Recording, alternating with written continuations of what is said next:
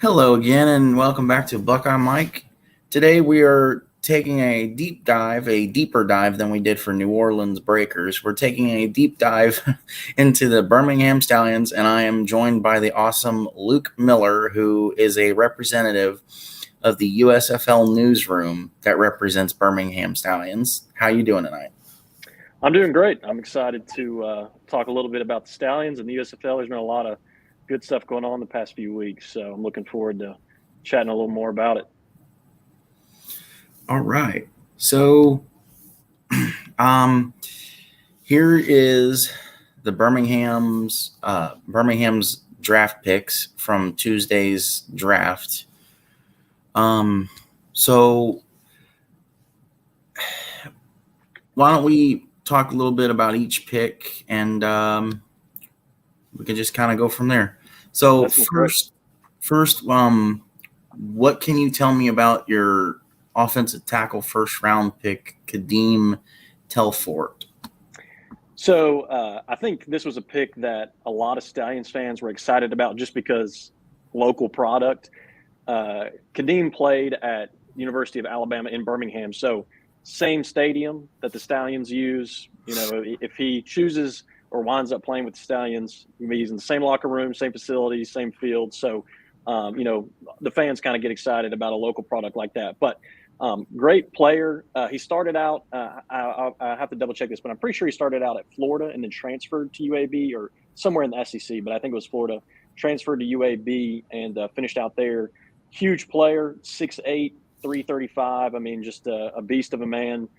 Played left tackle for UAB and was kind of a staple on their offensive line the past couple seasons. So, just a couple stats. He ended up playing 30 games at UAB, played 1,813 snaps, so pretty durable player for them. As a junior, was recognized as Conference USA honorable mention, and then as a senior, first team All Conference USA. And I think personally, probably the most impressive thing about the UAB team over the last couple of years has been their success running the ball. Mm-hmm. Obviously, Kadeem is not the only reason for that, but a big part of that. I saw a couple of highlights and clips from his this past season. One clip in particular that I shared in my article that was posted on USFL Newsroom, where he, made a block on a defensive end and then peeled off to get to a linebacker and ended up pancaking that guy on a run play. So this past season, the Blazers running back Dwayne McBride led the nation with over 1,700 rushing yards. And obviously that was only possible because of the blocking that he received from his O-line. So I think, Stallions fans, they love the run game with Bo Scarborough, another, local player. And so I think to pick up an offensive lineman like this, who's a big physical guy who can run block, who can get out and move, just, in spite of how big he is, who can still get out and move. I think there's a lot of potential there for the Stallions if he does wind up on the roster at some point. Was this pick a key pickup for you guys? I think so. One of the things as we go through this, that we'll probably talk more about is there's a lot of offensive line picks. That was true for the Stallions. I know it was true for the Stars. It's true for a few other teams. I mean, if you follow these spring leagues like I have over the past few years, one of the things that you will consistently hear over and over and over again is the need for quality offensive linemen. And so clearly that was a priority for the Stallions going into this draft.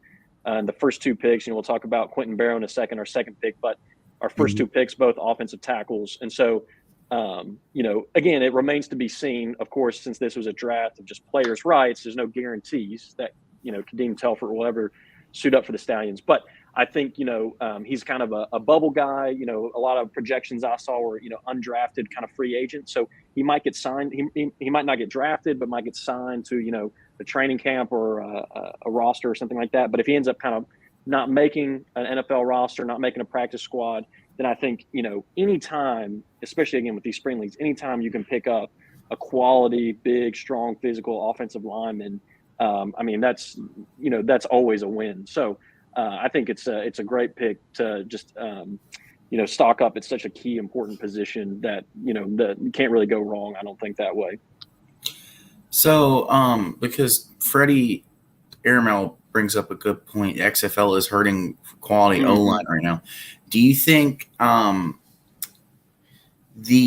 sometimes the O-line determines kind of your product that you put on the field? I mean, to his point, last night's game between the Battlehawks and the Sea Dragons was kind of iffy, and I've noticed through the first week and so that there's no real run game set up, and I realize that like you guys are Stallions are pretty good at kind of running a balanced offense. So how much of a key do you think it is to have quality offensive linemen? I think at any level of football, I played football growing up myself. I've coached football, watched, too much football. And I think you can never – I think you'd be hard-pressed to overstate how important offensive linemen are, right? Of course, they're the unsung heroes, right? They don't get the press. We're not going to see an offensive lineman win the Heisman Trophy next year. They are overlooked and underappreciated a lot. But these quarterbacks, these running backs, they can't do what they do without an offensive lineman, a good offensive line in front of them. And so I don't think you could ever overstate how critical they are to the success of a team. And I think that's only, I think that's true again at any level of football, but I think it's just doubly true at the spring level, because you do have maybe some quarterbacks, some skill position guys who are very talented. Don't get me wrong, but obviously they're trying to prove themselves. They're maybe a little less experienced. They can't maybe just put the team on their back like a Patrick Mahomes or somebody, who's just an elite NFL quality player. And so the more protection they can get, the more opportunities these running backs can get lanes to run in and stuff like that. That's what I think kind of really creates offense in these leagues. And again, those kind of, as they're called, right, the big uglies up front, they're never going to get the praise they deserve. But I don't think you could ever overstate how crucial they are to a team's success. Absolutely. So with that being said, let's go ahead and go into your second round pick, offensive tackle Quentin Barrow. Yep. Yeah, I like this pick a lot. Quentin Barrow, he's actually a D2 product, so Grand Valley State University. I like it because now I will say, these NFL scouts, they leave no stone, unturned in their quest to find talent. And so, if Barrow can play, like, they're going to find him. But I do think as a D2 player, I would think, a better chance that maybe he's a guy that might be overlooked, that might kind of slip through the cracks. And it's clear if you look at his stats, his tape, the guy can play. Again, he's 6'6", 330. I mean, not quite as big as Telford, but still a huge body. Played left tackle for Grand Valley State. Was a starter since his freshman year there. And I mean, if you look at his accolades, I mean, it's just, it'd take me probably 5 minutes if we read all of them. But I mean, his senior year, if we're just going to look there, he was kind of all region honors, all conference first team, offensive lineman of the year for his team, first team All-American by all kinds of outlets, conference, offensive lineman of the year. I mean, and just, he ended up being a Gene Upshaw award finalist, which is an award given to the top top D2 offensive lineman. And so, I mean, just an incredibly successful player at the level he played at. And like I said, because it's the D2 level, obviously no disrespect to that level, but, people are going to maybe question or wonder, is that going to translate to the NFL where you're playing the best of the best? And so, very possible that this guy could get signed by an NFL team, very possible that he could make a roster or a practice squad, but also, like I said, I think it's a guy that maybe could get overlooked, maybe a guy that could fall through the cracks. And as we were just discussing, to be able to pick up another quality, offensive lineman who's maybe kind of a diamond in the rough, I think it's I really like this pick a lot for the Stallions. It's definitely, like we said with Telford, it's definitely a key pickup because you got to have the strong front line to be able to run through. So I'm glad that Birmingham went with the QB pick that they went with in this draft. I mean, obviously, our guys, Ref and Zach, were definitely pushing the joke around of like Stetson, Yeah, CJ that's right. Stroud, Bryce. But I mean, logically speaking, Stallions fans would have loved to have seen Bryce in red and gold. I'll tell you that. I don't think the odds were very good, but it would have probably got some good press online. I think the only way you guys would pick up Bryce would be if he gets drafted in the NFL, becomes a bust. So Yeah. Yep. I mean, it's still possible, but it's going to be a while. But Yeah. I wouldn't put any money on it. oh no, absolutely not. So how do you feel about Malik Cunningham? I mean, I know there were other big name possibilities. Adrian Martinez got picked up. We saw the impressive move with New Orleans bringing in MBT. You guys could have went that route. Do you think also that Malik is a threat to Jamar?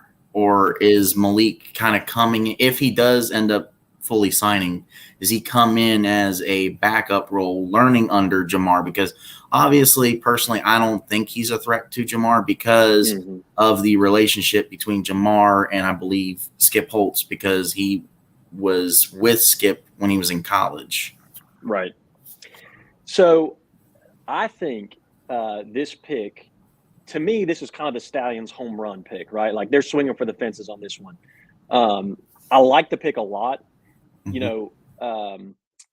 Cunningham, if he was to not make an NFL roster and end up in the USFL, I don't think I probably agree with you, at least starting out. I don't think that he's going to necessarily immediately come in and be the starter over Jamar. Jamar's got obviously a year of experience as the Stallion starter, years of experience prior to that at Louisiana Tech with Skip Holtz. He's a proven winner, took the Stallions to the championship. I don't see Cunningham immediately just coming in and displacing him. However, I do think if Cunningham did get on the roster, I think he will see the field in some form or fashion. I think he's too good of a player and too good of an athlete to not be in the mix. So I could see him either coming in sort of like a wildcat type thing where they maybe try and utilize his legs, kind of a change of pace. I don't necessarily think he would split snaps with Jamar, but I do think that the Stallions would do something to get him on the field because he's just too good not to be out there occasionally. When I think about this pick, I think obviously who knows exactly what the Stallions are thinking, but my speculation is this is a pick for not really 2023, but 2024 or 2025, because I think the Stallions probably feel good about their quarterback room going into this season. And I think Cunningham, again, he's such a dynamic player and such a good athlete. I think some NFL team is going to pick him up. Now, he might not get drafted. He might get signed as a free agent and then, have an opportunity to make a practice squad or something like that. But my guess is the Stallions' thought was, this is a guy who, he's a little raw in terms of his throwing mechanics and things like that, but he's such a dynamic athlete. He's probably going to get a shot in the NFL, but he might not be able to make a roster. And after a year or two, he might think, hey, I'm tired of bouncing around practice squads. I want to prove to people that I can ball.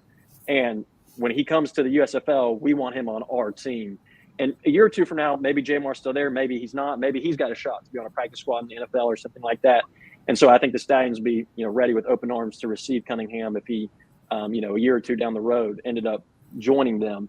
And I think, from the spring leagues that I followed the past few years, I've seen a lot of dual threat quarterbacks do really well in spring leagues. Even if you watched the game last night in the XFL, DiNucci, what he was doing with his legs, it was keeping a lot of drives alive for the Sea Dragons. Cunningham is, I saw a tweet the other day that said Cunningham might break Mike Vick's record for the fastest 40 time of a quarterback ever. The guy is just insanely fast. And so what he can do with his legs, he had 50 rushing touchdowns while at Louisville on top of 70 passing touchdowns, 120 touchdowns. Threw for over 9,000 yards, rushed for over 3,000, had almost 13,000 total yards. The guy's just an offensive machine. So I think, in my opinion, I think the Stallions are kind of playing the long game with this one. I don't think they're necessarily banking on having him or using him in 2023, but I think they see the potential and they see the chance that he might not get a fair shot in the NFL, or might kind of slip through the cracks. And I think they want to be able to utilize him down the road if that opportunity comes. So, I mean, we've kind of seen the two quarterback system sort of work, but not work most of the time. Do you think, Skip, if Malik does sign with Birmingham and you guys come into 2023, do you think Skip can run a two QB system? I mean, because if you look at the best example would be XFL right now. If you look at Houston Roughnecks with Wade Phillips, he's having a really hard time, in my opinion, of do I go with Brandon Silvers or do I go with Cole McDonald? Because Brandon Silvers can ball out the way Jamar Smith can ball out. Mm-hmm. But Cole McDonald, in my opinion, it kind of resembles Malik in this situation because Cole McDonald can basically do everything almost like on a better scale than Brandon Silvers can do. Don't get me wrong, Brandon Silvers is awesome. He's great. You know, he's in this situation kind of equivalent to Jamar, but I mean, I guess is Skip able to run a two QB system, and do you agree with or like the two QB system? Because I know, you know, everyone is a fan. It's like, oh, I'm a fan of the team. Who's my favorite player? Always drift towards the quarterback first and foremost. Right. So let me answer your second question first, and then I'll come back to your first question. Personally, I'm not a huge fan of the two quarterback system. Now, I understand in these kind of spring leagues why it happens. You know, I think when you get to the NFL level, right, there's usually one quarterback who kind of rises above the rest, who's the clear starter. At this level, you've got all these guys that are probably fairly, you know, similar in terms of their talent and ability level, and some of them bring different things to the table. And so I understand, and you know, you don't have necessarily as long of a training camp. You don't have as long of a time for a guy to separate himself and prove that he's the leader of the starter. So I understand why these coaches maybe get into the season and they think, hey, you know, I'm going to start with this guy and give him a couple series, but I want to see what this other guy can do in a game situation. I mean, I sympathize with that. Now, at the end of the day, do I like it? You know, I wouldn't say I do. I mean, I kind of like the idea of having a sort of, you know, a leader that the team can rally behind, that they know, hey, this is our guy. You know, if it makes a mistake, he throws a pick, like, you know, we still got his back. So I'm not crazy about it. And I feel like in what I've seen in the past few years, right, again, with some of these spring leagues, I feel like I've seen it not work more than I've seen it work. A lot of times teams sometimes do it out of desperation, it feels like, where, hey, our offense is really sputtering. Let's just kind of throw somebody out there and just see what sticks. So I feel like it's usually more that kind of situation rather than, like, for example, the best example I've seen in recent years was the Generals, the New Jersey Generals last year, when they were going back and forth with Luis Perez, DeAndre Johnson. I mean, both of those guys, very different players, but very good players, both very successful. And Mike Riley kind of found a way to make it work, but they ended up losing in the conference championship, you know, and then didn't make it to the final championship for the USFL. Was that because they used two quarterbacks? Well, I mean, that wasn't the only thing, but it's just, I think it is something interesting that compared to the Stars, who had their guy in Case Cookus and who led them to the championship. And, you know, it might offend some Stallions, but, you know, if Case Cookus finishes that game healthy, I mean, it's who knows what the outcome is in the end. So anyway, all that to say, I kind of like, you know, finding that guy and kind of giving him the reins and trusting him. Now, to go back to your first question, as far as the Stallions, yes, I think Skip Holtz would use multiple quarterbacks. And the reason I say that is because there was a lot of back and forth last year between Jamar and Alex Magoo. Alex Magoo started the season as the starting quarterback. You know, Jamar came in the first game, led the team to the comeback victory against the New Jersey Generals, sort of earned the starting job, and Magoo was kind of injured, so he was kind of out. But then Jamar had some injury issues, had his own challenges. Magoo came in the regular season at points, relieved Jamar, or started a few games, won a few games. And then ultimately, I mean, as we all kind of know, if you follow the league, you know, Jamar starts the championship game. Stallions get behind a little bit. It's close. Jamar has some great plays, but he gets some bad cramps, hurting. You know, can't go. Magoo comes in, ends up leading the Stallions to the comeback victory in the end. So, given how Skip used both Jamar and Magoo last year, I have no doubt that if Cunningham was on the roster, that we would see him on the field at some point. I mean, I don't see a world where Cunningham, if he ends up on the roster, does not end up on the field and be given a shot to make plays. Now it gets complicated because if Jamar and Magoo both are on the roster and you throw Cunningham, now we got 3 quarterbacks we're talking about. So I would expect to see Jamar be the starter regardless. And I would expect to see Magoo at some point maybe get an opportunity to play. But if Cunningham's on the roster, I think he's going to see the field at some point too. Now, the last thing I'd say about that is, do I think Skip's going to go with kind of a true sort of full-blown multiple quarterback system where, you know, this series is Jamar, this series it's Magoo, this series is Cunningham? I don't think he'll do that. I do think there'll be one guy that kind of rises above the rest that's sort of this starter. And again, I would expect that to be Jamar, but that doesn't mean it's Jamar's team and he's the only guy who's ever going to see the field. I think you would see those other guys too. That makes sense. Let's see. Freddie says the 2 QB systems can work as long as they have defined roles within the offense. CFL has a lot of teams that do this. Houston Texans got much better once they started trying it late in 2022.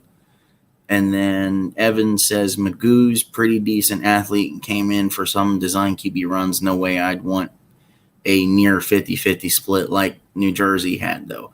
Yeah, to your point, I think the 2 QB system, if you want to look at the perfect way to run it, as much as people don't like him and people don't care for the other guy, go back and watch how the 2006-2007 Florida Gators under Urban Meyer ran the 2 QB system. You want to talk about a perfection of a 2 QB system? That is your stepping stone film right there. Now, if we want to talk 3 QB system, because like you're saying, if Malik starts to shine, Magoo is, you know, being good enough to be able to see the field, that's kind of where you're getting into a little mess, and we haven't really seen someone perfect a 3 QB system. It is hard to. Yeah, absolutely.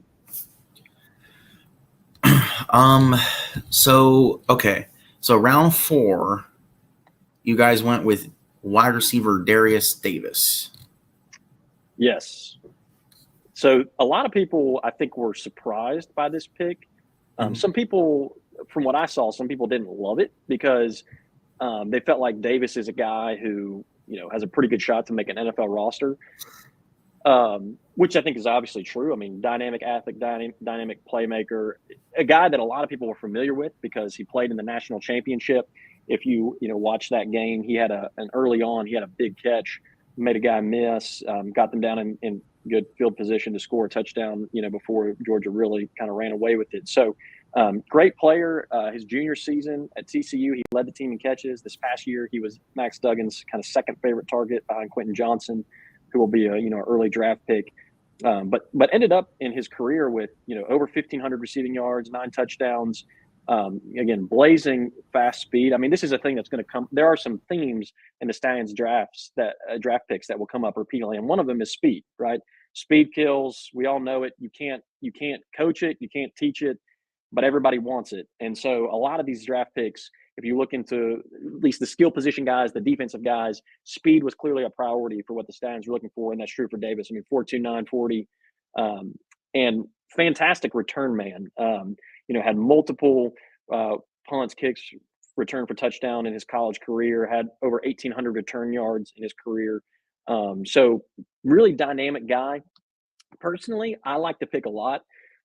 Davis is a little undersized. He's only 5'10", 175. I think it's possible he could slip through the cracks a little bit at the NFL level. And, some projections that I saw had him, possibly not even getting drafted and ending up as an undrafted free agent. So I think he will get signed, and I'm sure he'll, probably be on a practice squad or at some point be on an NFL roster this year. But I could see him, again, just with him being a little undersized, if he maybe ends up on an NFL team that already has maybe a lot of NFL caliber wide receivers, maybe being, let go, maybe want an opportunity to prove himself. And, I think as someone who follows the Stallions, I think, and who's followed the USFL, I think the most intriguing part about looking at a guy like Davis was you can't help but think about Cavante Turpin when you watch film and read about Darius Davis. I mean, very similar type of play, very similar skill set. They both come from Texas Christian University. So when you think about Cavante Turpin and what he did last year, Darius Davis is a guy who could very well replicate that kind of success if he ends up in the USFL and ends up playing for the Stallions. And the Stallions could use that. I mean, we lost Victor Bolden to the NFL, and, he was kind of our Swiss Army knife guy, caught a lot of passes for us in the slot and outside, had a lot of touchdown catches, was a great return man, had a couple huge returns for touchdowns.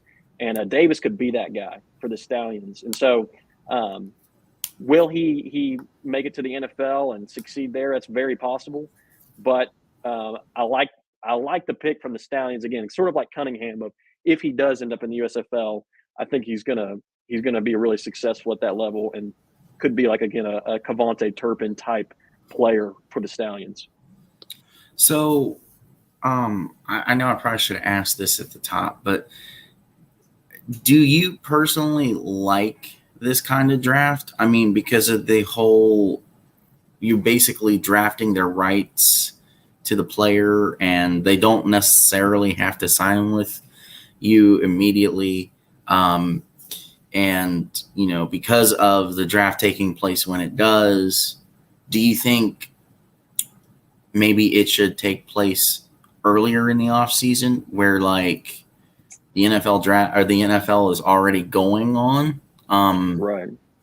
Or do you think that because of when the season starts and when it ends, you're kind of stuck, so to speak, in this, like, this is when it has to be this kind of condition? And do you think that's why we saw in general as a whole, all of the like Division II, Division III, NAIA guys, HBCU guys that came off the board because it's obviously like, okay, we're drafting this guy because we think he's the best of the not up in the air guys. He's definitely a solid, like, we're going to sign the guy. Yeah, I think it's a good question. This draft is really kind of unprecedented. I mean, as far as I know, I don't know. Obviously, USFL making it to a season 2 first spring league, in recent history to do that. It's kind of uncharted territory. And so since the draft has kind of been announced and it's taken place, I've spent some time thinking about it and kind of just trying to understand it and explain it to people that have asked me about it. And I think, let me say some things I like and maybe some things I don't love. Overall, I do like it. I really appreciate how I think it sets the USFL up for long-term success, right? They're saying, hey, we're not just looking at signing guys for this season, but we're looking at guys coming out of college. And yes, they might make it to the NFL for a year or two. They might be on the bubble of being on an NFL roster, but the NFL can't sign every good college player that's coming out. And so we're going to have our teams scout these guys, draft these guys, acquire their rights, and have a plan basically for if they don't make the NFL, we know exactly what team they're going to. They're going to hit the ground running in our league. And so I like how that kind of, again, sets the league up for sort of that long-term perspective. I like that you are drafting, college players. And so the league, a lot of these leagues, their first year in existence, right, like this past season for the USFL, they're sort of a landing pad or sort of a tank to catch those players that maybe have tried to make it in the NFL and they just didn't stick, right? They got cut from a practice squad, they got cut from a roster, they got hurt. This is different, right? These are guys that have never played professional football before that we're talking about. And so I think it's a neat thing that this league is saying, hey, we're not only just looking at, well, let's look at the list of guys that got cut from the NFL and see if we want to pick some of them up. No, we're looking at guys coming out of college and thinking about how can we build our rosters and build our teams with young, fresh talent. So there's a lot of things like that I do, really like about it. I think what's tough to go back to something you said, Mm-hmm. the timing I think is difficult, and I don't know how you could make it better.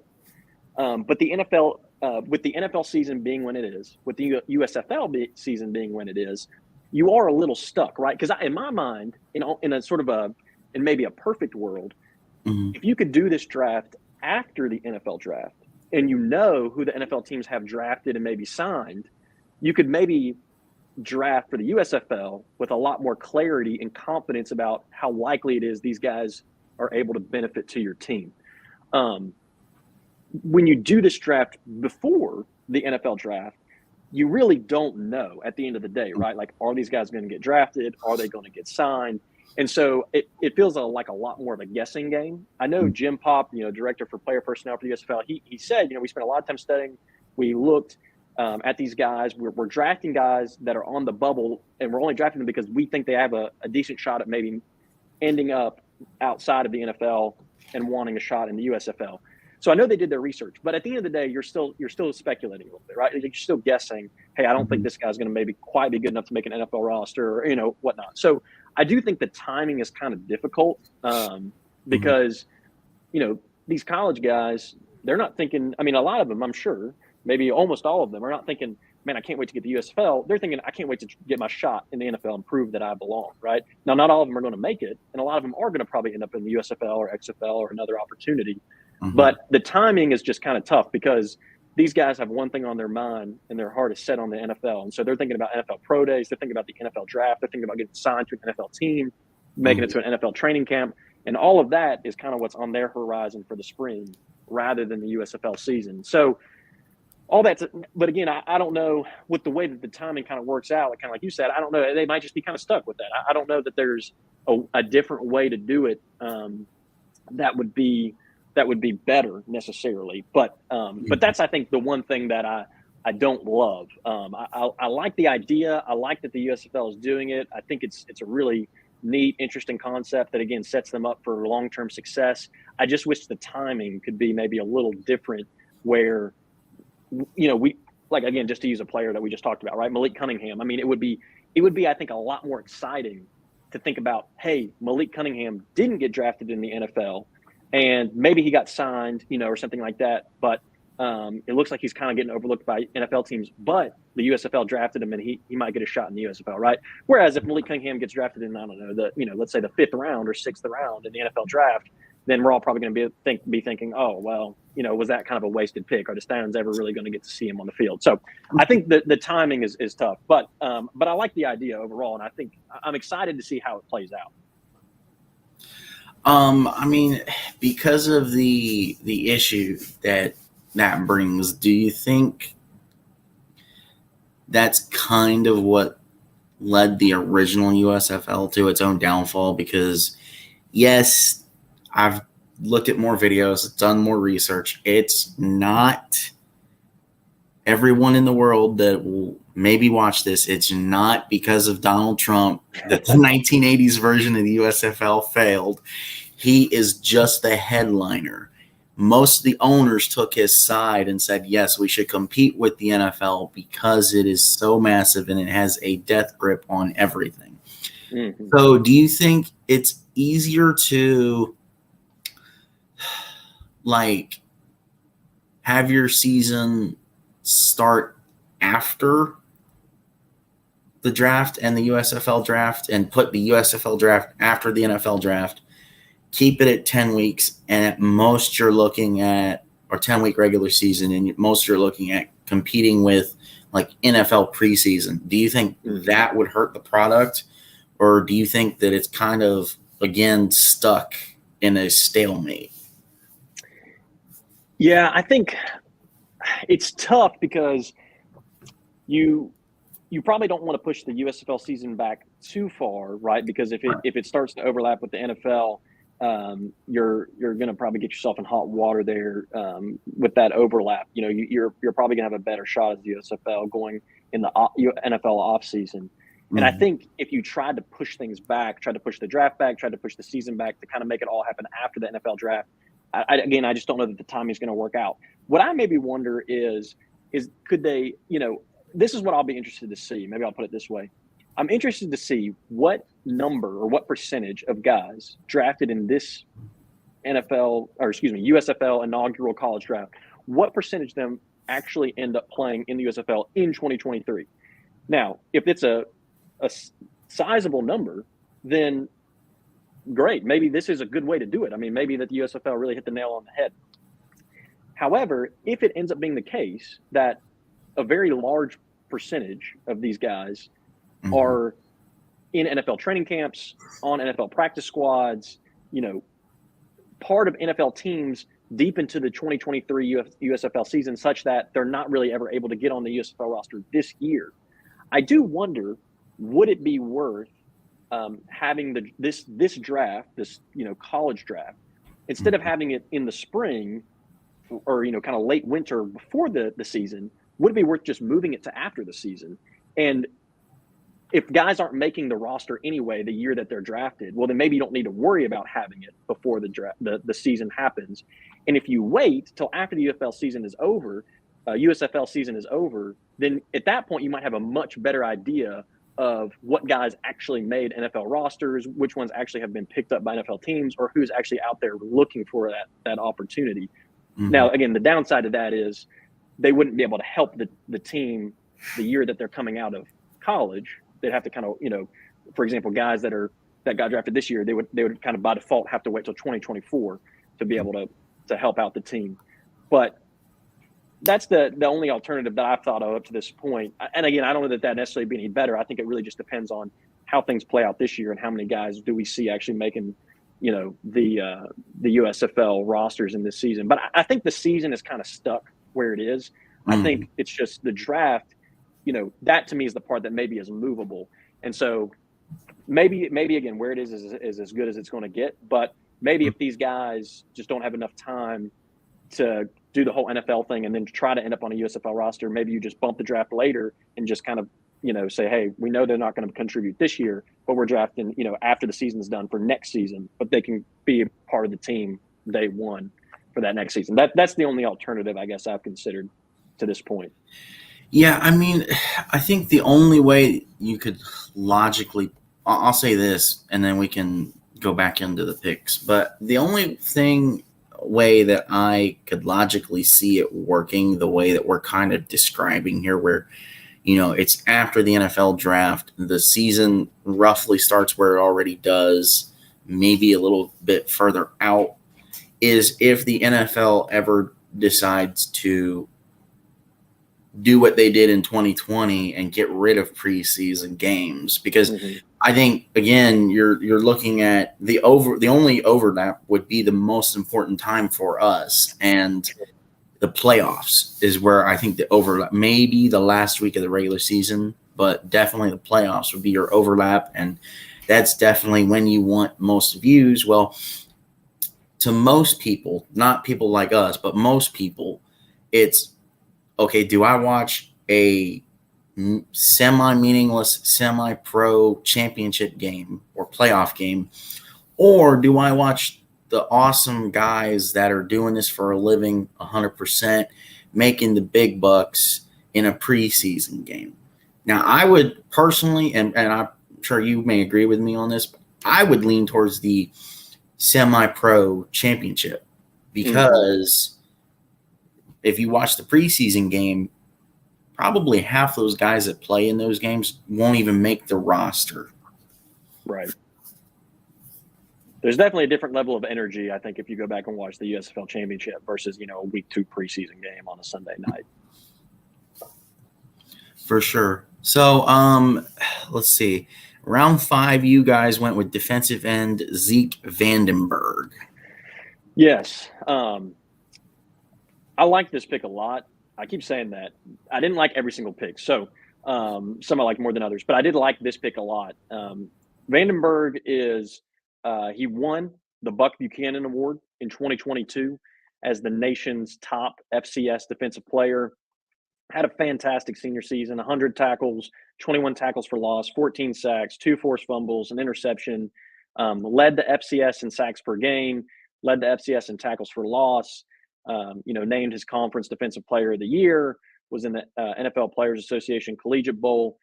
Very decorated senior season at the FCS level. The Stallions, at least in one season so far in their history, recent history, have their defense has really been anchored by the linebacker position. I think it's fair to say. I mean, obviously everyone kind of knows, player arguably you could make a case as the face of the league. Scooby Wright was just a huge piece of the Stallions' success last year, playing in the middle at linebacker. I think, you could make a case as good as Scooby was, DeMarcus Gates was maybe even better. And, he was awarded on the all USFL team, which Scooby actually did not make. But DeMarcus Gates was an incredible player for the Stallions last year. And I do not think they would have had the success that they did without him. And he's not coming back. So he's, made it to the Bears. Super exciting for him, and he deserves it. But the Stallions are going to have to replace his production. And Vandenberg, to me, seems like the perfect kind of guy to kind of take that mantle from Gates. And, one day, there was a lot of speculation about whether Scooby was going to come back this year or not. And a lot of people didn't think he was going to. Stallions fans are elated that he is.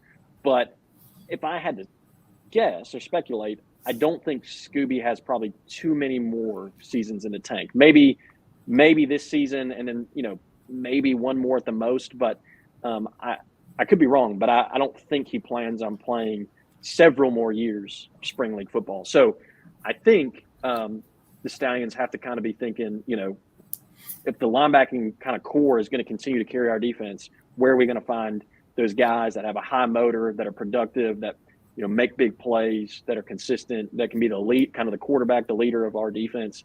John Chavis, I think, our defensive coordinator, kind of found that kind of guy in Zeke Vandenberg. And again, FCS guy, a guy who, he's got good size, 6'3", 235, but, again, FCS, not the same level of competition as the Big Ten, the SEC, some of these, Power 5 conferences. And so a guy that might kind of slip through the cracks, might be overlooked, but there's no denying he was a very, very successful, productive college player. And I could see him, really doing well at the USFL sort of spring league level. So I'm excited to see if he's a guy who maybe ends up on the Stallions roster at some point this season. If not, then certainly a future season. I know the Stallions would be happy to have him. So you brought up Scooby Wright, Mr. Shark Dog himself, Of course, who is absolutely, probably most likely my favorite player on your team. Mm-hmm. But you were talking about not many seasons left in him. Do you feel like he was definitely someone who was overlooked in the NFL? Because for whatever reason, in my opinion, I think a lot of these NFL GMs and NFL owners are very, pardon my French, stupid. Because you have I would almost classify him as a once-in-a-lifetime generational type of talent in Scooby Wright. The dude is incredible. Mm-hmm. I just think the GMs and the owners were not very smart. I'll push, lean off of stupid, but I just say they weren't very smart by not taking him. Or do you think it was just kind of probably just didn't really fit the system? Here's my thing. I don't really get it either. I am not an NFL GM. I'm not an NFL coach, not an NFL scout. So they might know some things that I don't. They might see some things that I don't. But here's what I do see. When I see Scooby Wright, I see a guy who every time he steps on the field, he's electric and he makes plays. That was true at college. That was true in the AAF. That was true in the XFL. It's true in the USFL. And so it does, I know that we live in a day and age where there's so much data, there's so much metrics. Like we talked about earlier, speed kills. You want guys that are athletic, that are, fast, that are big, that kind of check all these boxes. And, I don't know exactly why Scooby hasn't gotten as many opportunities in the NFL as I think he should have. Maybe it's some of those things. Maybe maybe he's undersized. Maybe he's not fast enough. Maybe he doesn't fit the scheme well. I don't know exactly what it has been that's prevented him from getting those opportunities.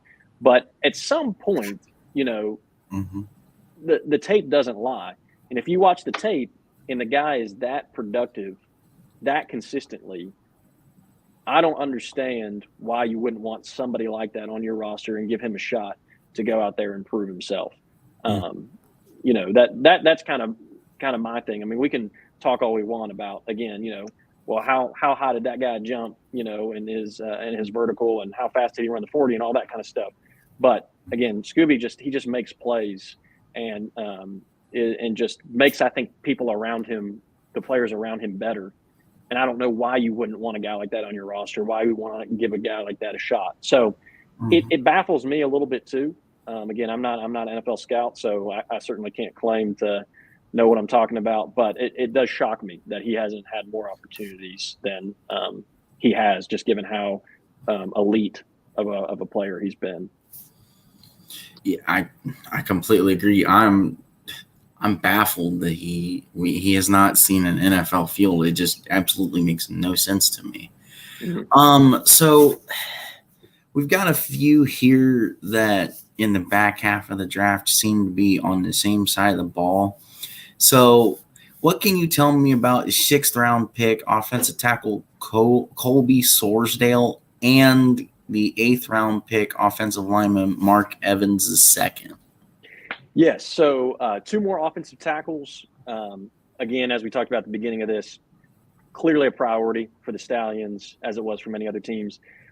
Both guys that, again, didn't play at huge programs. Sorsdale played at William and Mary, was a 5-year starter there, played 46 different games, so kind of a durable, proven guy. First team All-American by several outlets. All-state first team there in Virginia. All first team for his conference. So really, again, another just high quality guy from a lower level of competition. I really liked the Mark Evans pick. Mark Evans from University of Arkansas at Pine Bluff and HBCU. ESPN and some other outlets had him ranked as the number 2 HBCU product coming out of this draft class. A little small for a tackle, 6'4", 295. It's funny calling a man who's 6'4", 300 pounds small, but not quite the same size as like Telford, 6'8", 340. But he did all 4 of these linemen. Interestingly enough, I tweeted about this, but all 4 of these linemen who were drafted by the Stallions played in the East-West Shrine Bowl.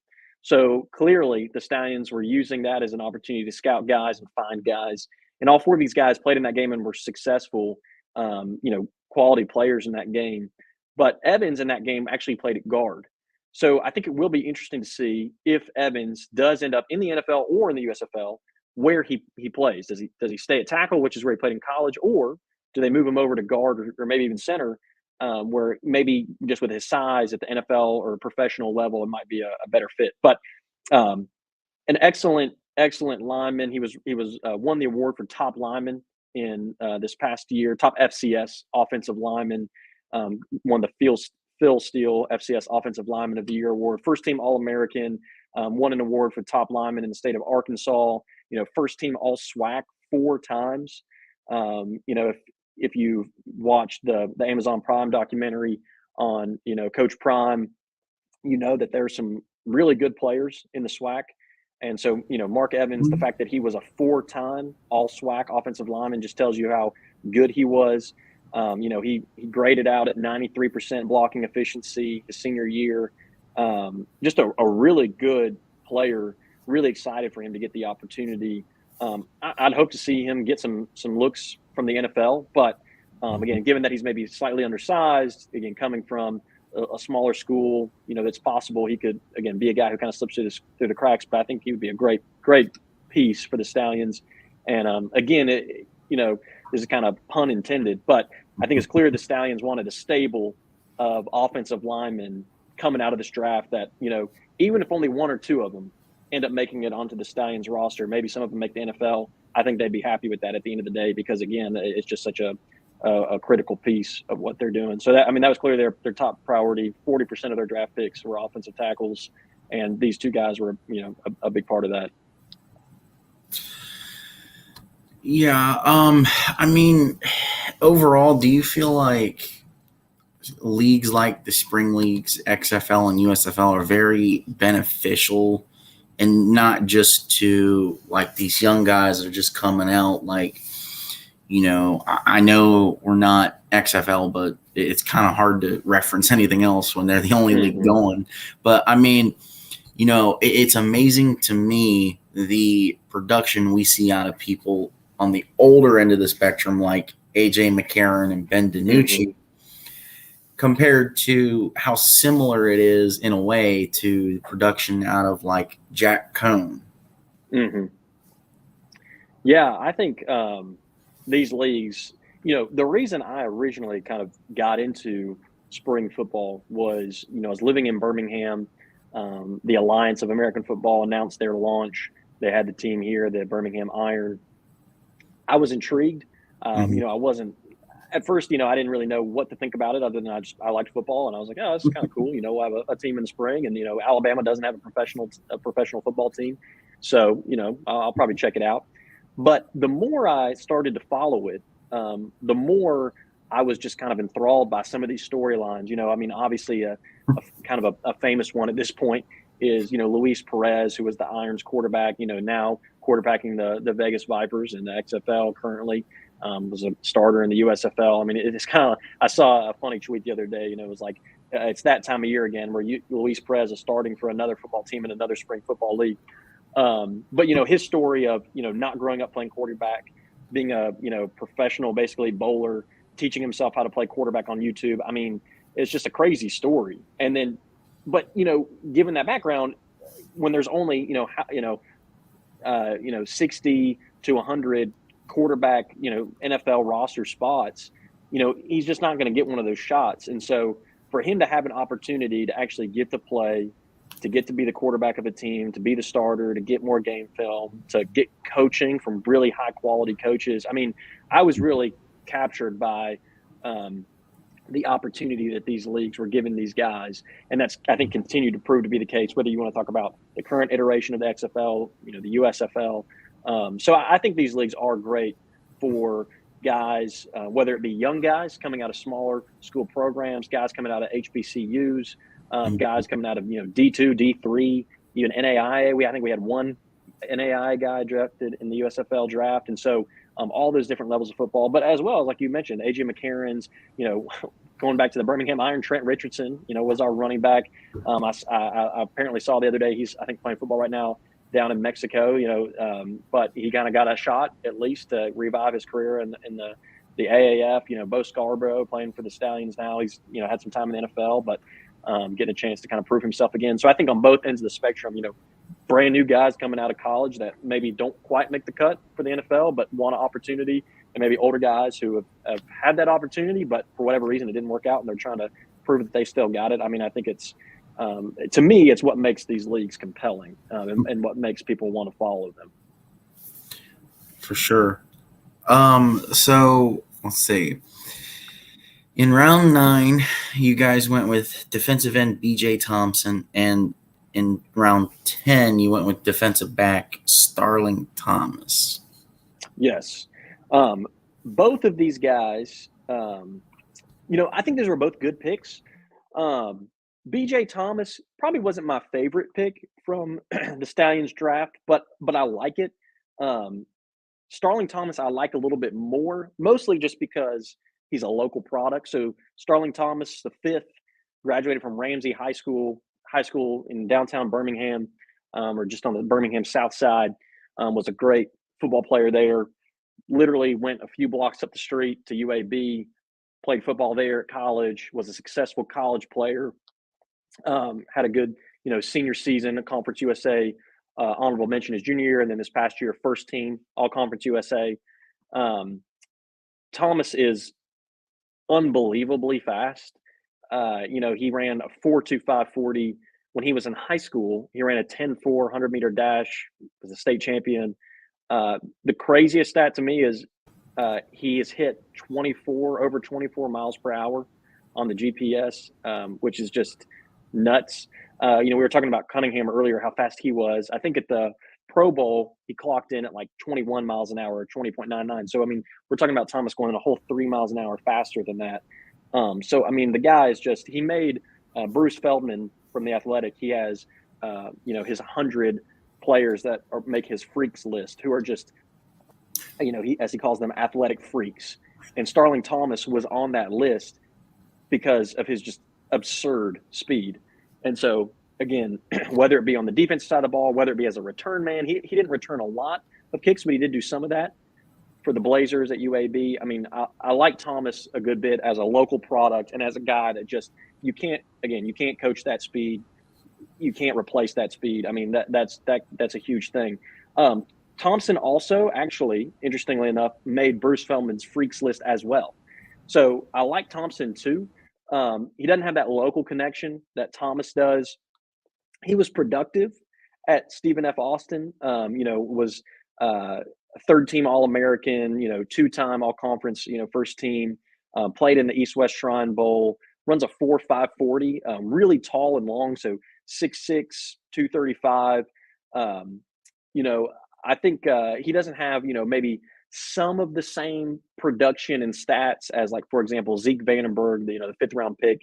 Doesn't have maybe quite the same level of production and stats as some of those guys, but he's got the raw athleticism, and I think a lot of potential there. And I think he'd be a really hard guy to block for some, again, these USFL offensive linemen. We know that they can sometimes struggle against the defenses that they see. And so Thompson, I think, would be a really difficult guy to block. And so, I think, again, a lot of potential there too. So it's clear to me that on the defensive side of the ball, there wasn't a lot of defensive picks. The Stallions only took 3 defensive players in this draft, but the ones they did, they wanted guys, it seems, who had a lot of raw athletic potential, whether, again, that speed, size, length, agility. They got some athletes who can fly around on the defensive side of the ball. Mm-hmm. For sure. Definitely, it seems to me like Birmingham went into this draft saying we're just kind of going to try to pick guys that can basically fill the holes that we have, and like just basically our needs. And if we have extra ones left over, we just kind of because, I mean, Malik Cunningham, Darius Davis, and the guy we're going to get ready to talk about, Grant Dubois.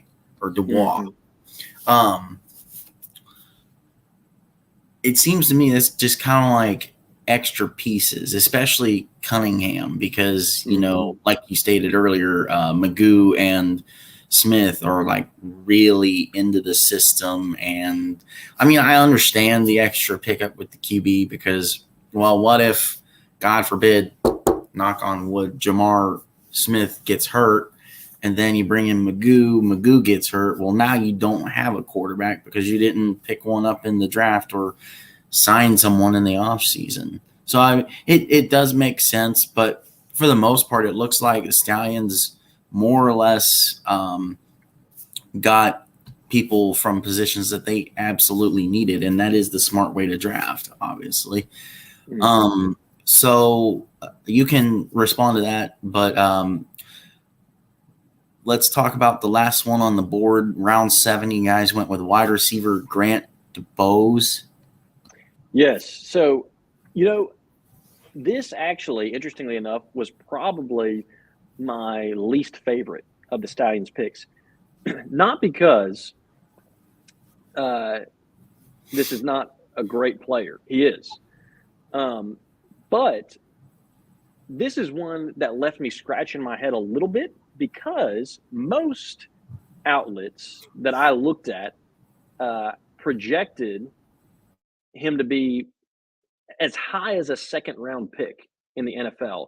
A lot of draft boards have him as a top 10 wide receiver coming out of college. He's got great size, 6'3", 200 pounds. Was very successful at Charlotte. Was only played there 2 seasons, but Finished second all time in receiving yards per game, third in career touchdowns, fourth in career receiving yards. Second team All Conference USA. Really, really good player. Interestingly enough, actually went to high school in Alabama at Park Crossing High School in Montgomery, or outside of Montgomery, and same high school that Malik Cunningham actually also went to as well. So two guys that both came out of the Alabama prep system, played at the same high school. I could be wrong, but I think Cunningham is just a tiny bit older. So they might have been on the roster, together a year or two at that school. I don't think they graduated the same year. But all that to say, this is one of those picks where, I just don't know how likely it actually is we ever see this guy play for the Stallions. Now, maybe there's something I'm missing. Maybe I'm reading the wrong sources. Maybe I'm overlooking, some key information out there that I'm unaware of. But from what I've seen, I think this is a guy that a lot of NFL teams are looking at that's got a very good shot of getting drafted pretty early. And I think he's going to be in the league for multiple years. And maybe I'll be proven wrong and he'll end up on the Stallions in the future and be a key contributor for them. He certainly could be, but I think he's such a good player and he's got such size and quickness. I think that I don't know that he to me, he doesn't seem like one of those kind of bubble guys. He seems like a guy who's a pretty good lock to go to the NFL. So this is one that left me scratching my head a little bit for that reason.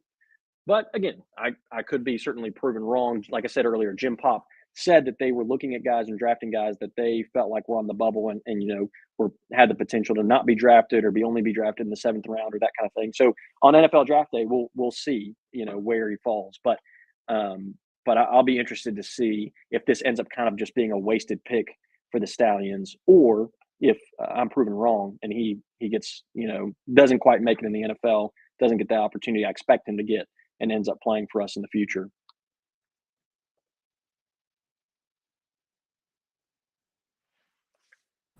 Still muted. Speaking of that, we all make mistakes. That's all good. And this could be the last thing before we go into the season preview. Is that something that you like about the draft, or is that something that you and maybe most people don't like about the draft? The fact that, like, okay, we're drafting this guy, but it's not a solid guarantee that he's going to be on the team, that he's even going to play this year. I mean, do you think it's more beneficial to, go after guys like Adrian Martinez, who have already signed with their team, and like, okay, and I guess I'm kind of looping back again, but like, to me, that's kind of the benefit of, let's, take a gamble on a few FBS guys, but mainly focus on like FCS, Division II, Division III, NAIA, HBCU. Overall, I think it's a good way to get everyone to get a chance, to kind of prove themselves and show, like, yeah, I may have came from this small, nobody's ever heard of me school, but like I've talked to a few. I've already talked with a few guys from like Division II or Division III. Jalen Dennis, who is an awesome guy, and I can't even think of the other guy's name offhand. But these guys that nobody's ever heard of have the same drive and same motivation as Malik Cunningham, CJ Stroud, Bryce Young, Will Anderson. They all have that gut and I want to play mentality in them. And so I think in the long run, I think this draft is definitely a good thing because you're still giving those guys a chance. It's just, it stinks that, you're not going to know for sure if you're going to lock down this player until NFL draft has come. Right. I agree. I mean, I think, I do think one of the let me maybe put it this way. Let's pretend I have a conversation with maybe somebody here in Birmingham who's familiar with the Stallions, but maybe doesn't follow them super closely. And we start maybe talking about, oh, hey, did you know the Stallions, they just had their first draft, and they, let's say they weren't aware, and they say, well, really, no, I didn't know. Who did they draft? Well, if I say, well, they drafted, a bunch of guys. I mean, one guy you might have heard of, Malik Cunningham, he plays quarterback. And if they think, oh man, that's awesome. Like, I can't wait to see him play for the Stallions next year. And I say, oh, well, actually, no, he might not actually play for the Stallions. He might actually never play for them. But he might, we just don't really know. I do think the more guys you draft, that you're just kind of hoping, or maybe, or not even, I shouldn't say hoping, but you're preparing for the off chance that they don't make it in the NFL, but they're clearly NFL caliber players. I think the less exciting and engaging the draft becomes, because again, it just becomes a guessing game of, am I ever actually going to see this guy in my team's uniform or not? So I agree with you. I would like to see the league make this draft be more geared towards players that are, again, like you described, D2, FCS, NAIA, D3, HBCUs, etc. Guys that have historically maybe been overlooked, and guys that have a good chance of not only being drafted by these teams and maybe getting a shot in the NFL, but they have a good chance of actually ending up in the USFL, and that being the place where they have to kind of prove themselves to get that shot in the NFL. Because the competition that they played in college or whatnot, they're just maybe not going to be considered like other guys will be. So I would like to see, kind of like you described, the draft as it continues to happen in future years, kind of be focused on those guys. Because again, like the Stallions could have drafted, just throw it out there, kind of a crazy situation. The Stallions could have drafted Bryce Young, right? Now, that would have made a lot of headlines. A lot of outlets in Alabama would have been talking about, oh my gosh, Birmingham Stallions draft Bryce Young. A lot of people would have, maybe heard about it and talked about it. But let's be honest, like, the odds of Bryce Young ever actually playing for the Stallions, if that happened, are, slim to none, right? And that, at the end of the day, that just kind of feels like a little bit of a sham, I think, to your average fan. Like, oh, so you're telling me that this team's drafting players that are probably never, ever actually going to play for this team? Like, well, what's the point of that, right? So that's, again, going back to the, the pick we were just talking about, Grant Dubois out of Charlotte. I think, it's a good pick in a way, in the sense that he's a good player, but I didn't like it as much as some of the other picks, because again, you compare it to our 8th pick, Mark Evans out of Arkansas Pine Bluff and HBCU. That's a guy to me that, hey, this is maybe a diamond in a rough who might be overlooked. Whereas some of these other guys, they're not going to be overlooked. They're going to get their NFL opportunity. So I would like to see the USFL continue to kind of go that route with it. So I'm glad you brought that up. So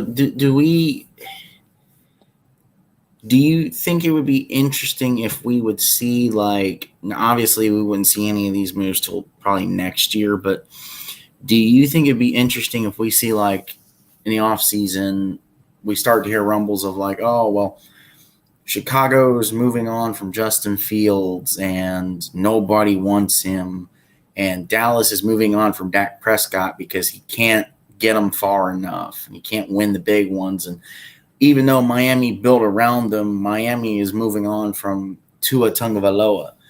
And to kind of prove themselves and make a point, do we see, like, USFL and XFL, if XFL lasts, because, that's the big thing going around already, do we see them maybe take a step down and come join these leagues to ball out and show off, like, yo, I still got the juice. You just got to build around me to give me the weapons and protection that I need and give me a decent defense. I mean, if something like that would happen, I would assume that a team like Birmingham would be the first one to jump on at least Tua for sure. Yeah. I mean, the Alabama fans would love it, no doubt.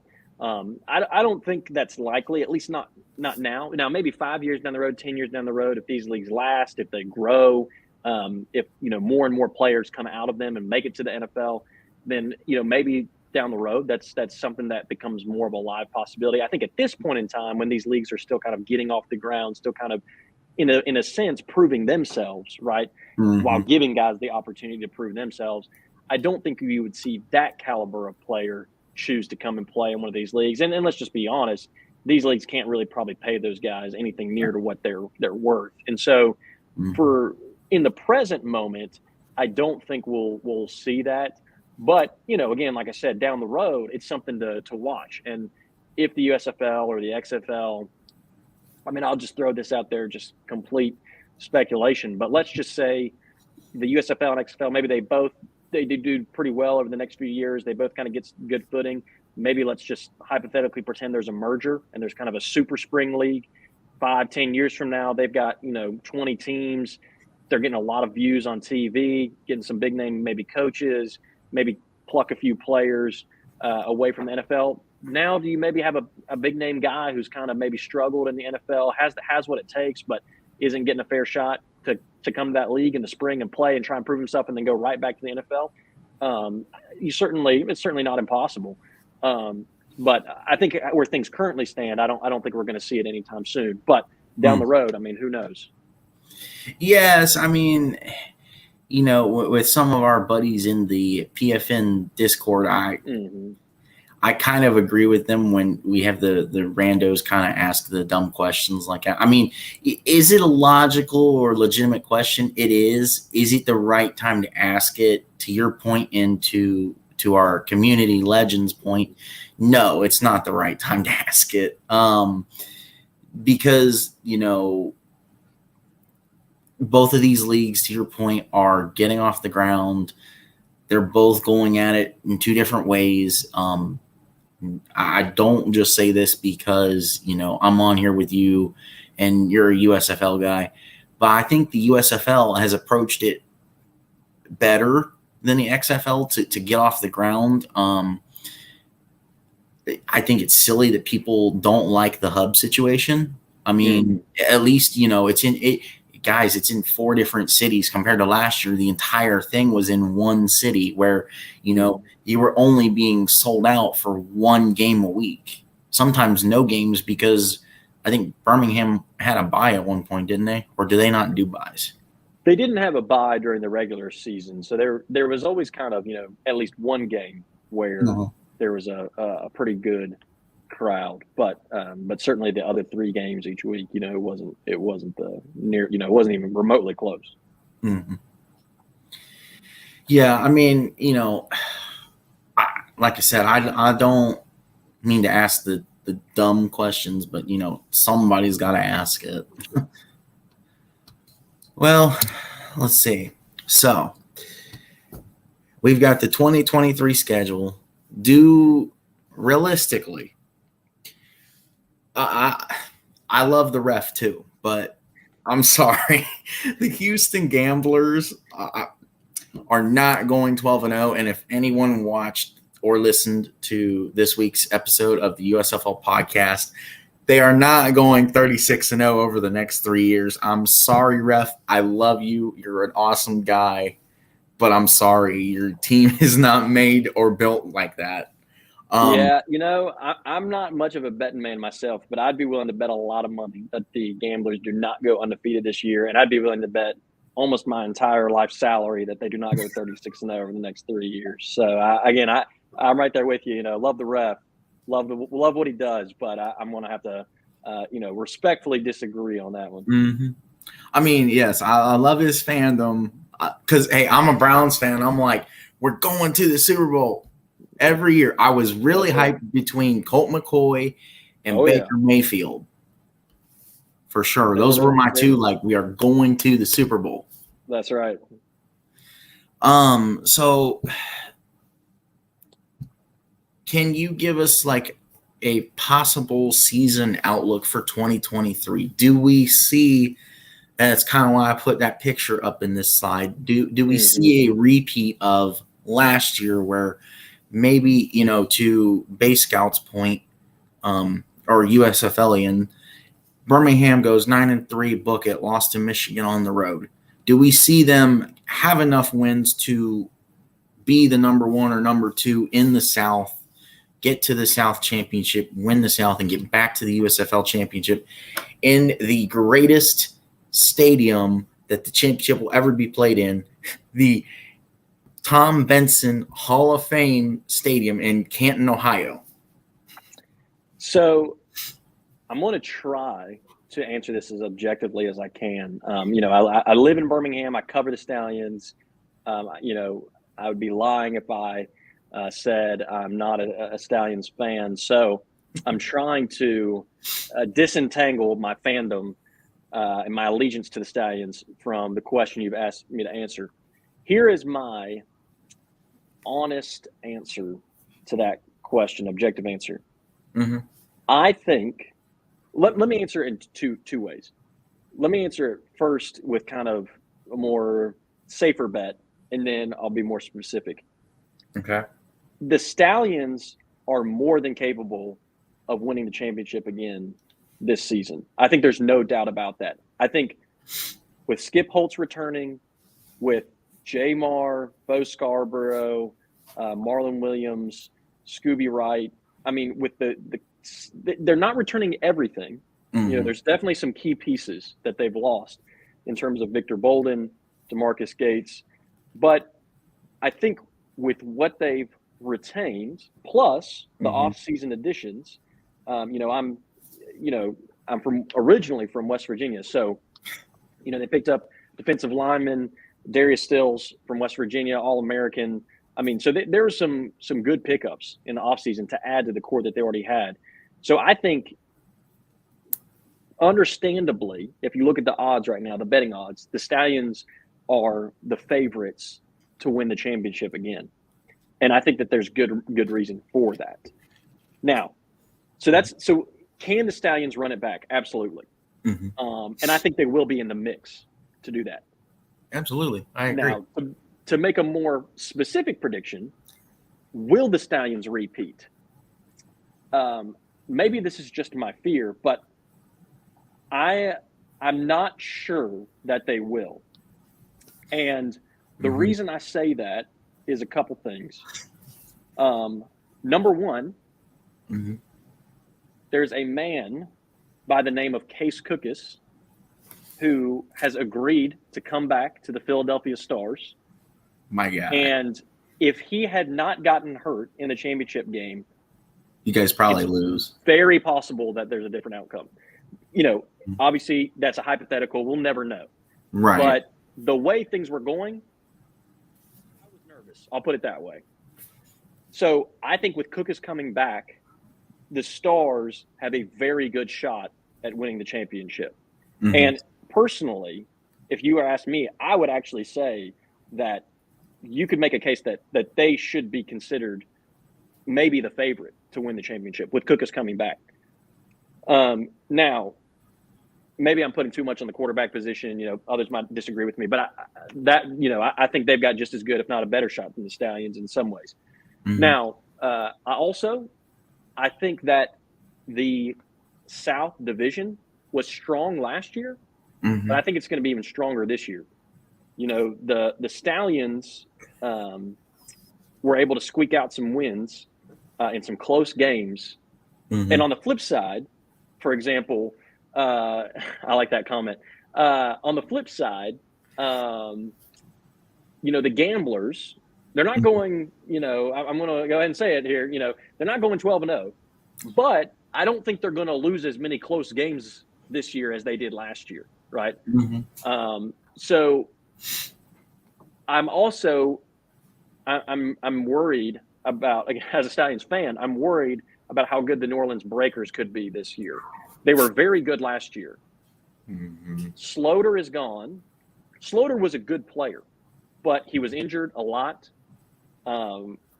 He was prone to turn the ball over. Mm-hmm. They've got 3 very good quarterbacks. And if I had to guess, I would guess MBT will be the starter, but 3 guys that are all very capable of leading that team to a new level that Sloter couldn't necessarily take them to. I think with the new coach, John DeFilippo, I'm a Vikings fan in the NFL. We picked him up as our offensive coordinator. He wasn't terribly successful with the Vikings, but he was successful at the Eagles. Helped them win a Super Bowl. The dude knows ball. He's a great offensive coach. Mm-hmm. This is his first opportunity to be a head coach. I think he's going to have some creative things and do some really good things with his offense. And you put a guy like MBT back there who just won the CFL championship, you know, that's some stout competition for the Stallions. So, you know, somebody commented earlier and said 9-3. That would, I guess, if we got the Stallions playing 12 games, that would have them, you know, making it to the championship. And you know, I don't know if that person was thinking that they would win or lose, but you know, I don't think the Stallions will finish 11-1 and USFL champions like they did last year. I think the Stallions will probably lose a few more games. I still think that they'll be right there in the mix when it gets to, you know, July, late June, July, and we're you know talking about who the final best 2 or 4 teams are. I think they'll be in the playoffs. I think their regular season record probably won't be 9-1 again, but you know, maybe 8-2, 7-3. And I think this is my early prediction, but I think they either lose in the conference championship in the South kind of division championship, or they lose in the USFL championship to the Stars. Cookus gets his revenge. That's my way too early, you know, February prediction. I hope I'm wrong, and hopefully Stallions fans don't crucify me for that. But I think last year was just so magical. Maybe I'm just a cynic, but it's hard for me to think that magic isn't going to run out a little bit this year, especially with them not being able to play every single game at home, and it's just going to be a different dynamic. But I could be proven wrong. They've got all the pieces to make a run again. They could easily have just as good, if not a better season than they did last year. I just think they're going to face some stiffer competition and have more challenges. I agree. I'm glad you brought up New Orleans, and I'm glad we did this at the time we did, because I don't know if you saw the segment at the Daytona 500 over the weekend. What are your thoughts of John DeFilippo telling the nation and Skip Holtz more or less to his face, we're going to beat you, and we're going to beat you twice? And do you think that bringing in MBT makes New Orleans a real threat? I think you kind of touched on that in what you were saying a few minutes ago. But personally, I think if we're talking early predictions, I think you're right in the sense of Birmingham doesn't repeat, and I honestly don't even know if they can make it out of the South. And that's not being mean to you. That's not being mean to the team. If you just look at, I know we've only done a preview on, I've only done a preview on New Orleans, and this was before they signed MBT. They, with John DeFilippo alone and the type of system that he runs, it definitely counteracts what Skip Holtz does and the kind of offense and everything that he runs. And I think it makes them a definite threat to Birmingham with that alone. And then you bring in MBT from the CFL. I mean, whoa. I mean, because here's the thing. The way I see the playoffs is probably New Orleans, Birmingham in the South. Yep. And then you got Pittsburgh and Philly in the North. Now, I know that's a stretch because Pittsburgh was absolute garbage last year, which, I mean, you have to have at least 1 or 2 teams be absolute garbage, especially in these smaller leagues where, you're limited on a number of teams. I mean, if you look at the NFL, the only absolute trash team really over the last 5 or so years, except for the 1 year that Baker actually played well, was the Cleveland Browns. Yep. Yeah, I think New Orleans, I was anticipating them to be a very good team before they got MBT. I will say I think Coach DeFilippo was it was very bold of him to make the statement that he did. I mean, clearly the man's a competitor to say he plans on beating the Stallions twice. I don't think that's going to happen. I do think the Stallions, if I had to guess, I could see the Stallions and the Breakers, splitting 1-1 in the regular season. DeFilippo needs to remember that he's going to have to play both of those games in Protective Stadium in Birmingham. So on paper, it says the Breakers will be home once, the Stallions will be away once, and vice versa. But Still in in the same reality, state. the Stallions got 2 home games against the Breakers. So I do think that the Stallions are not going to lose twice to the Breakers. The Breakers might get them once, but I would predict that they split, and then it's sort of best 2 out of 3 that they see each other again. I agree with you. The Gamblers are a good team. The Showboats, they going to have a lot of energy behind them in Memphis. They've got some great players, but I think at the end of the day, based on what I saw last year and based on the off seasons that the teams have had, I still think Birmingham and New Orleans are the teams to beat in the South, and I think that they'll be ultimately in the division championship against one another. I agree with you there. So I see them splitting 1-1 in the regular season and then facing each other, kind of best 2 out of 3. The winner gets to go to the USFL championship. Before they got MBT, I thought they had a great team. Mm-hmm. But the addition of MBT is, I think it really takes them to a new level.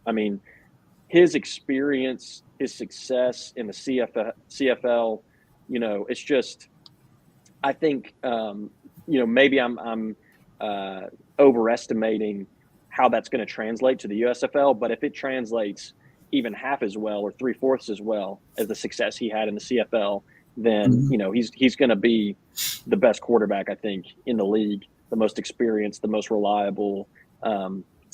He's going to kind of be the Tom Brady of the USFL, for lack of a better way of putting it. So I think, that really catapults the Breakers to the front of the conversation for, potential championship winners in this upcoming season. So if you had to guess, who is probably the most underrated team in the USFL that's like slept on? Because I'm starting to feel like it's more leaning towards Michigan, just because, obviously people would probably say Showboats, but guys, this is the first Showboat season we've ever had in this iteration. So that's just kind of obvious, but of the core that we know, who do you think it is? And what are your thoughts on? I know we're kind of getting away from Birmingham, but what are your thoughts on the Bandits sitting out this season?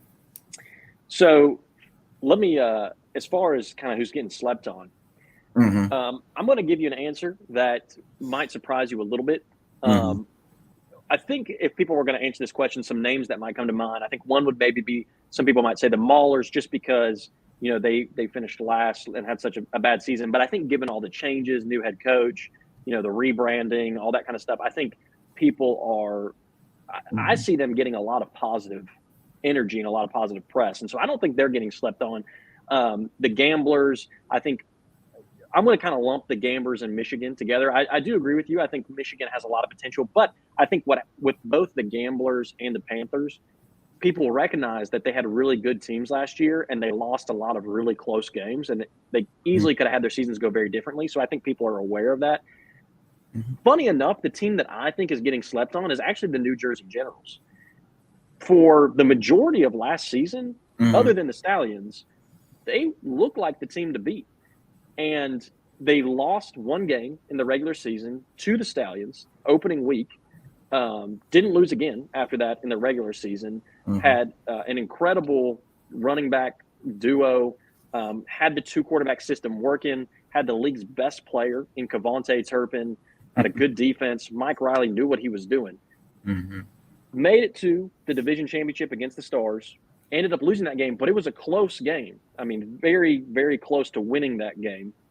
A few plays go differently, and they are playing the Stallions in the rematch in that championship that everybody thought was going to happen. And I've been surprised how little I've heard about people talking about the Generals in 2023 as a team to beat, or as a team that could likely be in and or win the championship. I don't think anybody is sleeping on the Generals in the sense that they're sleeping on them in the sense that they think they're going to be a bad team this season. But I don't think they're getting talked about, and myself included, as much as the Stallions, the Stars, the Breakers, some other teams that struggled last year that people expect to have a resurgence this year. The Generals, I do think, are getting slept on a little bit. I understand why. Luis Perez isn't coming back. Obviously, maybe most significantly, Cavante Turpin is not coming back.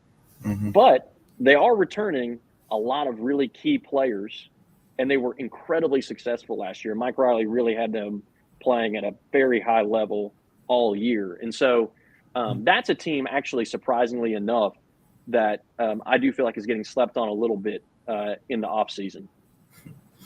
Yeah, I would agree with that. I mean, yeah, the New Jersey Generals does kind of surprise me, mostly because of the fact that they did play in the North Championship. But, I mean, I could see it. I mean, to your point, they did lose, some key pieces. Like Luis Perez is not there anymore. Cavante Turpin's not there anymore. He did what the USFL is supposed to do. He played in the USFL. He shined. He's now with the Dallas Cowboys. So, I mean, yeah, it'll definitely be an interesting 2023. I'm hoping that the league does shine, and I know we're not XFL, but I do hope that, whatever problems the XFL is having right now turns around. Hope you get a season 2 because I just like football. Yeah, absolutely. So I think, in some ways, I think the NFL and USFL have things to learn from the XFL, mostly from the rule standpoint. And I think in that similar regard that the USFL and NFL have XFL has things learned from the USFL. That's what I meant. Because I don't know about you, and sorry if I'm asking a question again, but I think, the hub situation's good. You're building up a fan base. You're showing we want this to work. We're not immediately jumping into, I heard people saying when the Generals get their own stadium, people in our Discord even were saying they should play in MetLife. No. Oh my gosh, you should not play in MetLife until you're as big as the Giants. And I'm sorry, the Generals will never be as big as the Giants. Yeah, I mean, if people who say that must have not watched the XFL in 2020 because, I didn't. Let me put it this way: I did and I didn't understand the criticism about the hub for the USFL last year. I did understand it in the sense that, yeah, you don't want to turn a game on and see an empty stadium. Nobody wants that, right? But I didn't understand the criticism because it wasn't like there was no reason for that, right? There was actually a purpose for them having all the teams in one location, and there was a logic behind it. Maybe just the average viewer didn't know that. But all that to say, at XFL in 2020, you turn it on, you see what looks to be a pretty much empty stadium, and you see MetLife and you see the New York Guardians playing there. I don't know why anybody would want to try and repeat that mistake for no good reason, unlike the Stallions, and all other teams playing last year in Birmingham. I mean, this is kind of a general USFL and XFL question, but do you really see any problem with these leagues playing in the smaller, mostly smaller colleges? Like Birmingham plays at UAB. The championship and the playoffs last year were played at Canton. That's kind of a smaller stadium, because technically it is an NFL stadium in a sense. Right. I mean, because for me it's the biggest one of the 4 hubs that we got was I didn't understand playing Michigan and Philly. One, why is Philly in Michigan or Detroit? Second of all, why are you playing in Ford Field? Because Philly, I could see maybe Philly being the one to really fill it up and get it close to a sellout because they're the better proven team. They're the defending North champions. But with Michigan, it makes no sense. It'd be like putting them in the big house. That makes no sense. Mm-hmm. I think overall that the smaller stadium idea is better. I like the hubs. Like I said, you're starting to, you're starting to basically ease into it and grow your fan base. Mm-hmm. You want that to happen. I mean, for example, you guys are with New Orleans in Birmingham. Well, that's only a couple hours drive, 4 Mm-hmm. maybe 5 max. Yep. For New Orleans, if you're coming from New Orleans directly. And like this small talk I heard online, not in our Discord, but online, of like, Mm-hmm. oh, well, when they separate, Philly should go play in the Eagles Stadium, and New Orleans needs to go play where the Saints play, and Birmingham needs to leave Birmingham but still be called Birmingham and play where Bama plays, and Mm-hmm. Memphis needs to play where the Titans play. Houston needs to go play where the Texans play. No, like what are your thoughts on it? Because it makes absolutely no sense to me to play in these bigger stadiums until you've grown the fan base and proven that you're going to bring the people in.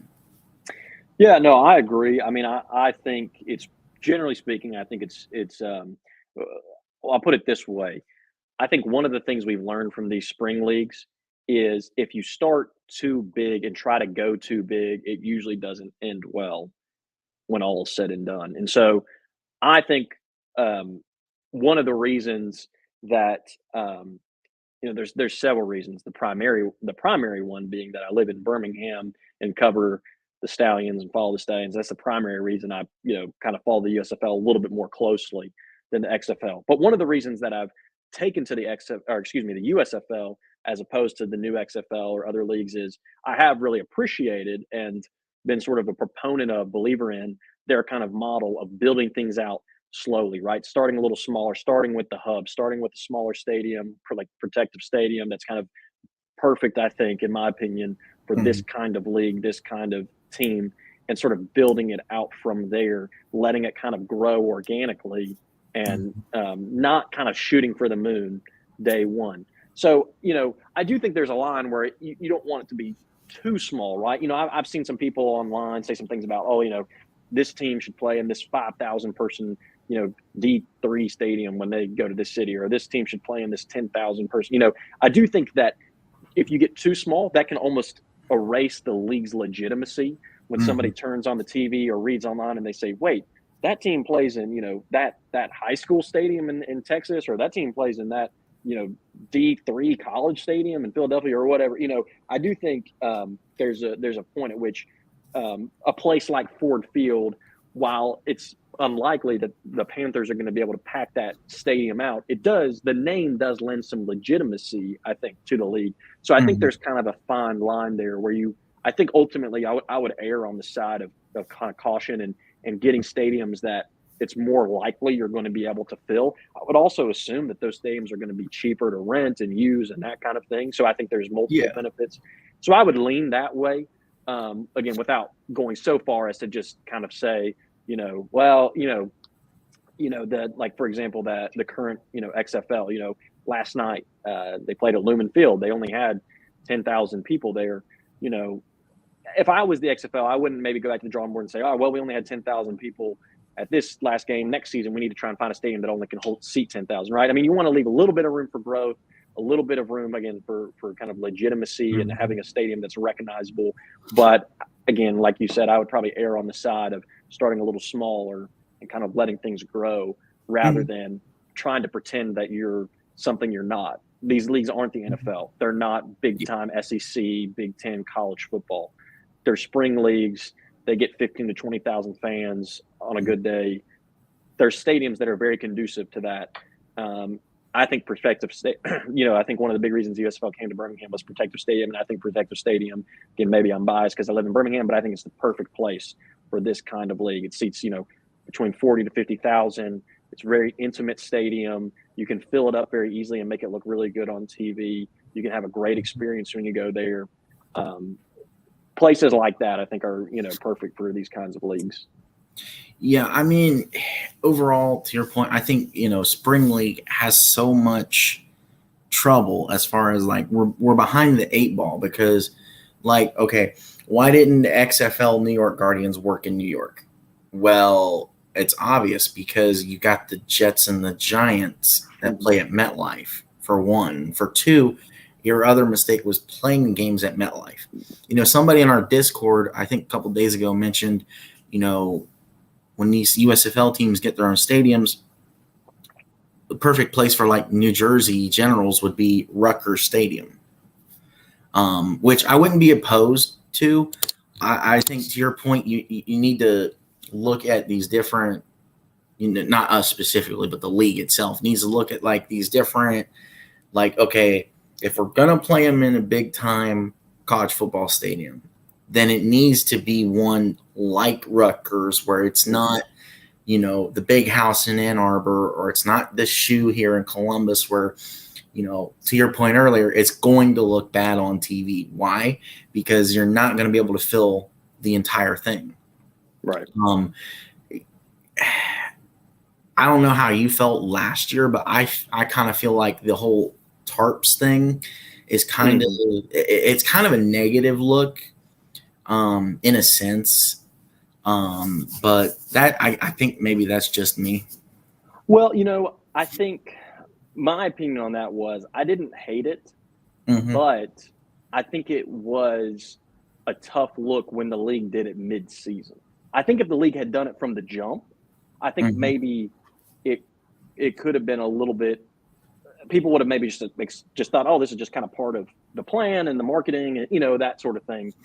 Whenever you kind of have to do it mid-year, I think it can kind of come across as, oh, you're trying to cover something up, right? You're trying to cover up those empty seats, that kind of thing. So, yeah. So I didn't hate it, but I didn't love that the timing of it. If I was them this year, kind of like we were saying about starting smaller and then growing, maybe you tarp off sections the first game, really pack it out. Next game, that you've got enough seats sold to take those tarps off. Okay, well, the optics are better to take the tarps off and pack the seats out even more than to start with it to be wide open. Oh, we can't fill all the seats. Well, okay, let's tarp this, right? Like the narrative isn't as I think, promising in that scenario. Yeah, it starts to question like the watchability. It starts to question the ticket sales, the marketing. It starts to, kind of throw everything into question. So I definitely agree. The mid-season choice to then start to tarp, not a good look. So I guess to kind of close out here, what are your final thoughts on the season? Maybe who I guess I know it's way too early to tell, but who do you think could possibly be like the season MVP? And while you do that, I will leave the banner here where people can find you. You can find him here at the Pro Football Newsroom. And while he's talking, here's Luke's Twitter. Great. Yeah, thanks. Too early, way too early predictions here. I mean, MVP, I think the two names that easily come to mind would be Case Cookus and MBT.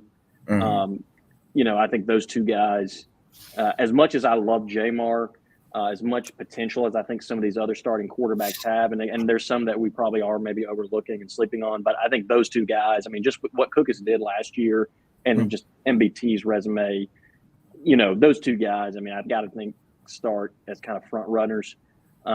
There's other names I think to watch.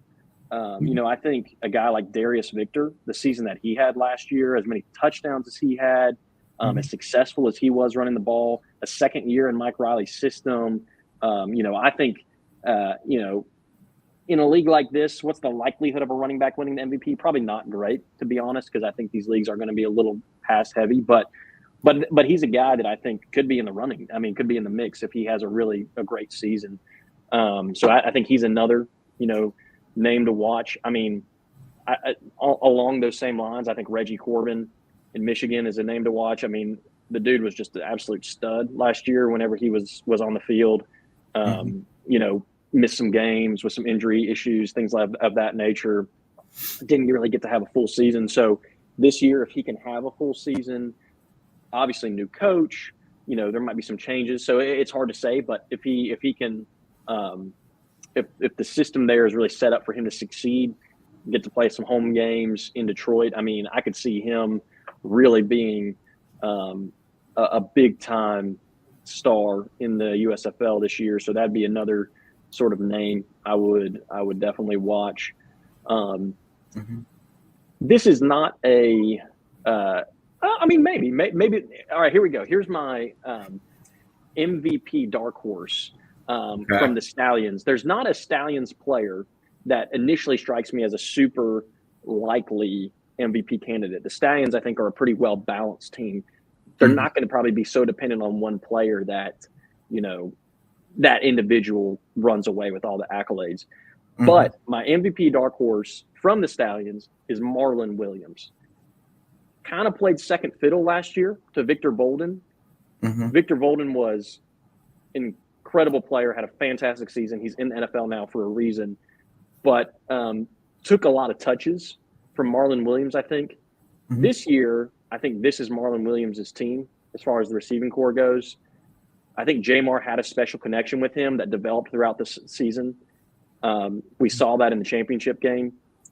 We saw what Marlon Williams could do. I think the very first commercial that came out for the USFL this offseason was the clip of Marlon Williams taking a tunnel screen to the house after, I forget, 8 broken tackles or however many it was. I mean, just an incredible play. So the dude is a monster. He just had big play after big play last year. I think it took him a little bit of time to kind of get settled into the offense and kind of find his role and get that chemistry with Jamar and Magoo. But he would be an MVP sort of dark horse for me. I think a guy who's going to really be a key contributor for the Stallions, who I expect, again, to be one of the top teams in the league and kind of be playing late into the season right there with everybody else. So that would be that's my dark horse, Stallions MVP candidate. Okay. It's kind of the cop out, but as far as like league wide, I kind of agree with you. The obvious front two probably be MBT and Case, and I don't know. It's kind of a toss up for me who I'd really want to win, because I mean they're both great in their own right. The last 5 years MBT's been tearing it up in the CFL. 2 Grey Cup championships. I think one MVP over there or up there. Yeah, he's a great quarterback. I mean, that news when I found out he was coming to the USFL really blew me away, because I did not see that coming. Yeah, that was crazy. But I mean, yeah, it's funny. Like you're like easily off-season favorites are all quarterbacks, because I'd even, as much as you were saying, probably not Jamar. Jamar's probably my third choice. Sure. Honestly, because, I mean, defending champion, quarterback, he is actually a really good player. Absolutely.